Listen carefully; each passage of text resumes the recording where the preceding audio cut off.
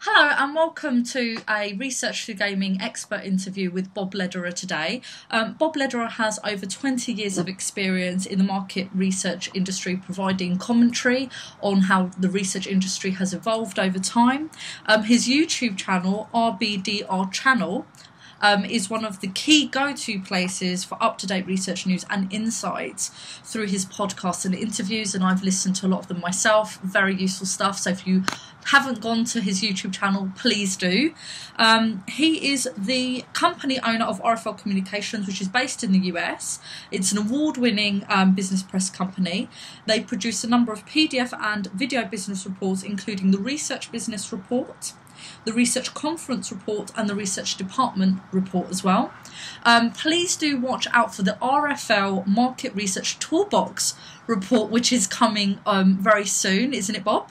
And that is where research experts will be defining optimum and the most appropriate situations for the use of over 50 techniques and methods that are widely used. And I'm very happy to say that I'll be contributing to that report on the use of games for online market research as well. You can follow Bob on Twitter. He's an avid Twitterer, and that's at rflonline.com, and his website is rflonline.com. Bob, what's very exciting, which you just told me a moment ago before we pressed the record button, was a new report that is being published. So please tell us a little bit about that. Well, as you mentioned, I've been in the business for about 20 plus years. And over all that time, I have been encouraged by people to come out with a top 50 list of the biggest research companies. Well, Larry Gold, who just died earlier this year and was a longtime editor of Inside Research, had been doing that, and it just didn't seem to me that there was any need to duplicate what he was doing.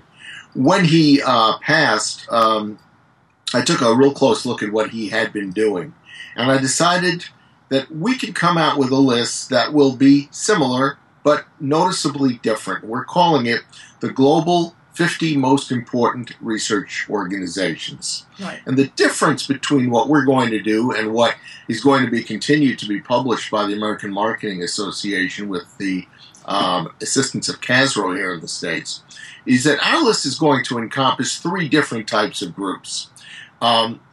Research agencies, which are really the only focus of what CASRO and AMA are going to continue putting out, which Larry's been doing for 40 plus years. Right. But to that, we are adding those companies that are major retail suppliers. For instance, SPSS, far and away the biggest software company supplying the research industry for years and years, was purchased by IBM in 2009. And it's kind of fallen off the radar screen.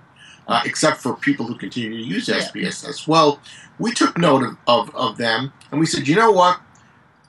We asked, how big is that SPSS business and related businesses that IBM has purchased and kind of congregated into its own little group? Right. How big are a lot of the other big sample companies? How big are a lot of the other software companies? So these very, very giant research vendors are also going to be on our list. Right. And thirdly, we are going to bring into the list major companies that have broken into the research field but are very non-traditional. Right. And essentially, it'll be only a handful of companies to start, but I essentially think it's going to grow over the years. These are companies that have been pointed out to be by major research vendors. Right. Who've said to me, you know what, we have lost significant business and market share in different areas of business categories because these new companies have come in and they have introduced themselves to, for instance, the hotel industry or the airplane industry and such, and they're providing tremendously different and, in the minds of the companies, very effective research capabilities. And these are companies that nobody ever heard of. For instance, one is called Medallia. What? A second is called In Moments. And then there are other companies out there, like, for instance, Qualtrics, so I think we have all heard about. Most of these companies are, in fact, to my knowledge, all of them are privately held. So a lot of them are not really willing right now to share what their research revenues are, but we're finding ways to kind of figure that out. And so this list, the global 50 most important research organizations, we expect to come out by the end of June. And we're very excited about it. And we think the industry is going to be very, very interested in it as well.